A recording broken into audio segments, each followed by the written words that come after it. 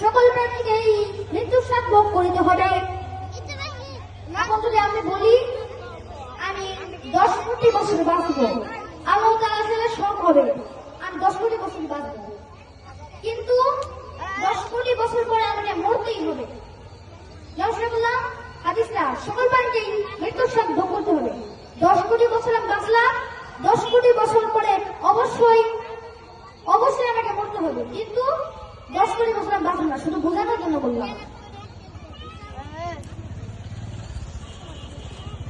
তেমন আরেকটি হাদিস হচ্ছে পুরুষের টাকা উঠেছে যে এভাবে ঢাকা থাকে তাহা যুগে যায়। যেমন আমরা নামাজের সময় পায়জামাটা উঁচু করে নিই, নাহলে সেটি অংশটুকু জুত করে যাবে।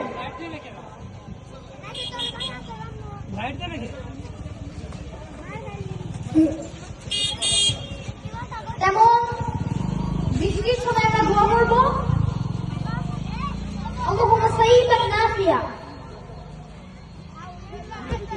তারপরে যদি আমরা ইঞ্জিন যুক্ত মানে যেমন রেলগাড়ি, প্লেন, ইঞ্জিন যুক্ত জলস্থল বা বায়ুযানে আরোহণ করলে এই দোয়া পড়তে হয়, আল্লাহু আলহামদুলিল্লাহি সাফরানা হাযা ওয়া মা কুনতা লাহু মুকরিন ইলা রাব্বিল আলামিন। এটা গজল গাও, ওয়াজ শেষ করে তারপরে একটু গজল। আল্লাহ তাআলা পবিত্র কোরআনের মধ্যে এই হাদিসগুলোর মধ্যে অসংখ্য হাদিস তুলে ধরেছেন। মানুষ কিভাবে জন্ম হয়, কি কি রোগ হয়, কি কি রোগের প্রতিরোধ কিভাবে করতে হয়, সব কোরআনের মধ্যে আছে। কিভাবে থাকলে মানুষ অনেকদিন বাঁচতে পারবে, কিভাবে থাকলে মানুষ অসুস্থ হবে না, সব কিছু এই কোরআনের মধ্যে আছে না নাই? সবকিছু আমাদের এই পবিত্র কোরআনের মধ্যে আছে। আমরা যদি এগুলোকে অনুসরণ করি তাহলে আমাদের কোনো ঝামেলাই হবে না জীবনে। ইনশাআল্লাহ সকলে আমাদেরকে অনুসরণ করা তৌফিক দিবেন আল্লাহ। সকলে বলে আমিন।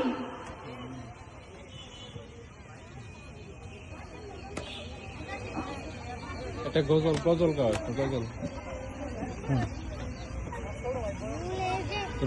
ভুলে যেতে চাইলেও ভোলা যায় না, ও ভুলে যেতে চাইলেও ভোলা যায় না, মদিনার স্মৃতিগুলো ভাবি বারে বার, কবে জানি যাব ওই নবীর দোয়ার, মদিনার স্মৃতিগুলো ভাবি বারে বার, কবে জানি যাব ওই নবীর দোয়ার, নয়ন জলে কেঁদে কেঁদে ভাসিবে অন্যায়, নয়ন জলে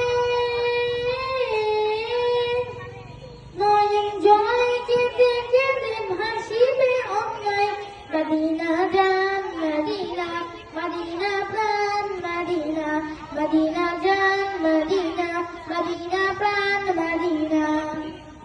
সুবহানাল্লাহ।